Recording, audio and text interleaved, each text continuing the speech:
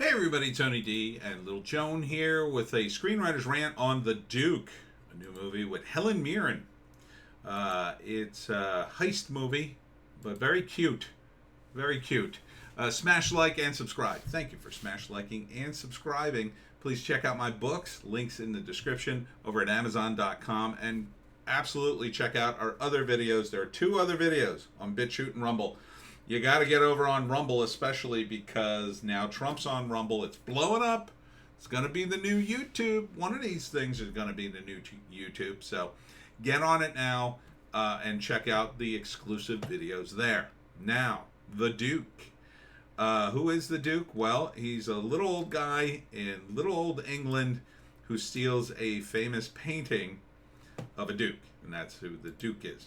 And this is based on a true story. I'm unfamiliar with the story, but apparently this guy was he worked in a bread factory, and he was a bit of a rabble-rouser all his life, and he stole the painting not so he could make money for himself, but he wanted pensioners, war pensioners, and this takes place in the early 60s, to get money because he felt it was unfair that the government wasn't paying for the veterans. So, they kind of portray him as an old-timey social justice warrior who just did something to help people. And Helen Mirren is his wife, like, why did you do this? You ruined our life. And this is apparently a true story. So, I don't know. I'm not familiar with the story, but it looks cute. It looks cute because he's obviously a harmless guy who just wanted to help people, but he causes all this ruckus. And then it's about whether or not he'll be convicted. And I don't know. I have a sneaking suspicion, since this is the early 60s, and he's an old guy that, and here there's a little brief montage of him protesting things, that he's let go, or they have some understanding because the public's so behind him.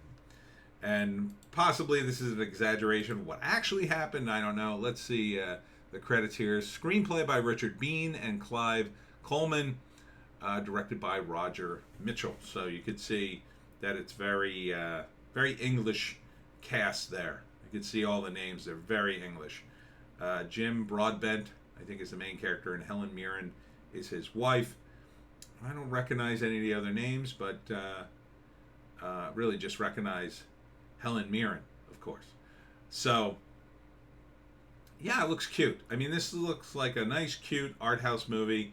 It's going to be fun, because it's an old guy who steals a painting as opposed to some crazy heist movie, because it's the kind of thing where he just figures out how to do it, It's not like, and they thought some international team of thieves stole it, but really he just did the most common sense thing and snuck in there and pretended to be like a janitor or something. And this is this early 60s, so this is pre-videotapes and all that kind of stuff.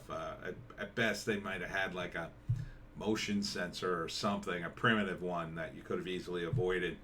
Beyond that, it would have been locked doors, and stuff like that. And it was probably the sort of thing nobody thought anybody would steal it, right? And the shot of him stealing the painting in the background is an even more expensive painting called The Scream, which, you would have thought he would have targeted that because everybody knows what The Scream is. Not a lot of people know what the Duke is. So, this is about a quirky guy who does a social justice thing, and everybody likes him. So the first act, it's about his quirky life and all the stuff he did, and him and his wife have a great life, but he sees the pensioners getting a raw deal. There's no money for them, and he doesn't understand why, and maybe he tries to do something with the government. Nobody listens to him. So at the end of the first act, he steals the painting. Then there's a big hubbub, like, oh my God, international thieves, blah, blah, blah, blah, blah. Meanwhile, he hid the painting in his closet.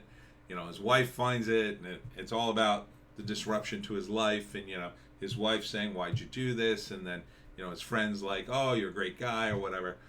And then he gets caught. He tries to ransom for the pensioners, gets caught, and then they put him on trial.